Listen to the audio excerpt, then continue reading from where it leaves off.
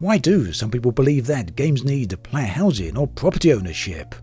Of course, I'm talking about a very specific genre here, namely MMOs and other related large-scale online games. What is it that drives the frequent request for property? Be it player housing in the latest fantasy medieval online, or ship interiors in a space game online. Some people might have you believe that this is a complex question, but personally, I believe the answer is very simple. It comes down to our innate human nature to want to be more. The desire to have purpose, the need to carve a small place for yourself within the world. When phrased like that, I don't think it's a difficult concept to understand at all. Yet, nonetheless, it is a concept that some games have repeatedly struggled with over the past few decades. Whilst some games have struggled with the concept, other games have made it a strong part of their identity. Consider Ultima Online, a 25-year-old game that made player-owned housing an extremely prized aspect of its game world.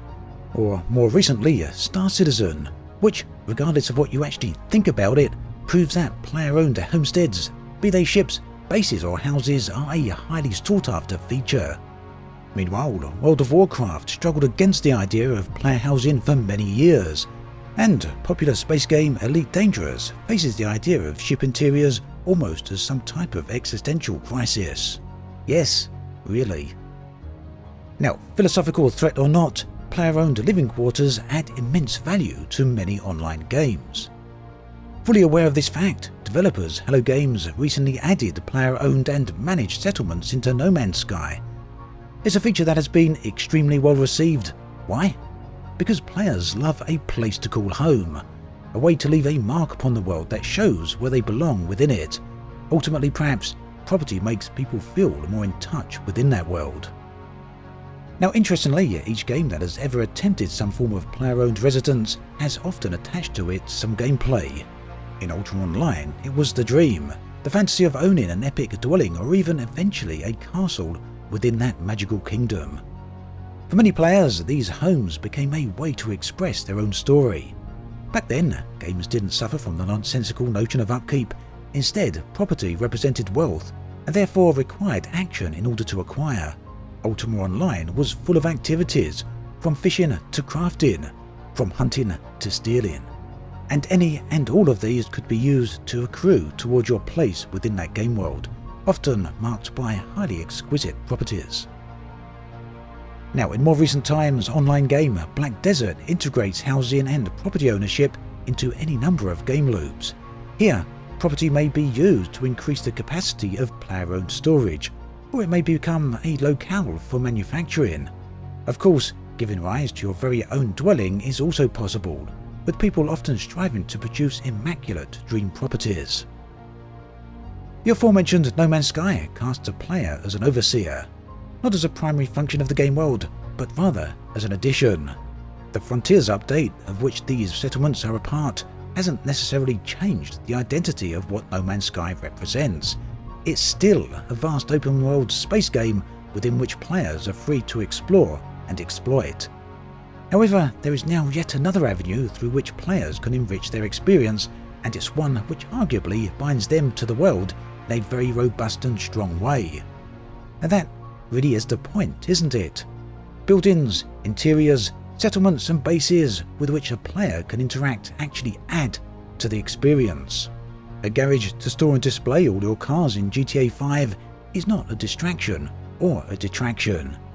An explorable ship interior in Warframe doesn't detract from the game, nor does it diminish it. Instead, interacting with the various rooms, using the various functions of the ship's computers, adds to the game. The same is true for Warframe's amazing dojos. Ultimately, there are very few examples of games where owning a base, or a ship interior, or indeed any other type of abode has detracted from the game. Conversely, there are a wealth of examples where such things have added to the game. Over the years then, this point has been proven again and again. No Man's Sky is yet another example of a game that has picked up the gauntlet of that challenge in a meaningful and robust way. In doing so, No Man's Sky hasn't made itself increasingly more like any other game out there. Instead, it has expanded its scope, becoming something more than it was. On the question of why games benefit from player residence then, there's an abundance of excellent examples out there, some of which I've mentioned here. On the other hand, on the question of how such things should be implemented, well, that's not necessarily the responsibility of the players to decide. After all, Hello Games, just like many other developers before them, have shown that it's not the player's responsibility to determine what a gameplay mechanic should be, or even why that gameplay mechanic should be in the game. Instead, the studio listens to player feedback and then takes up the challenge of translating that feedback in a meaningful manner. It seems to me then that as long-time online game worlds expand, grow and develop, as they seek to improve the experience of what that game world represents, one of the most significant additions that can be made is to create a stronger bond between the game world and the player. What better way of doing that then than offering the players a way to own and live in part of that world with their very own abode and property? Personally, I think this is a natural evolution of any large online game world that seeks to be a reflection of life within whatever world that game envisions. Further, I believe this is a natural evolution of gaming itself. Across the decades, games have sought to create ever more complex worlds, environments within which players can live in either a twin copy of the real world or else an intricately detailed version of an imaginary world. To an extent, this has meant that many game worlds end up borrowing from other genres. To cite No Man's Sky again, it borrows the concept of ground vehicles, which some people might argue are from another genre entirely. Or we could look at Warframe, which borrows the idea of modular created dojos used to build player-owned clan bases.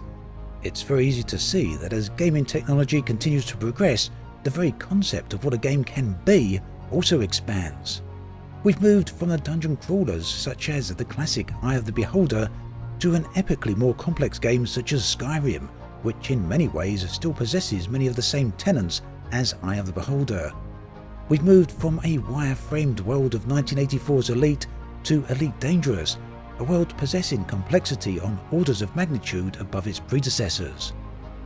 I feel then, as game worlds continue to increase in scope, having vehicles or the ability to interact with other characters becomes the norm, because those are the things we do in the real world.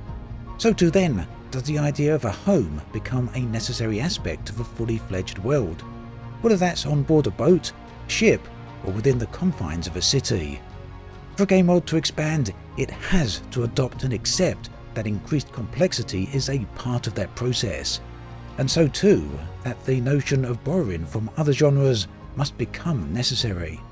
After all, creating a game that allows players to live a virtual life within a virtual world is an ever-evolving goal. Do let me know your thoughts on this subject. How do you feel game worlds should evolve from this point? Or do you feel that they perhaps should not evolve any further, as doing so risks the blending together of gaming genres?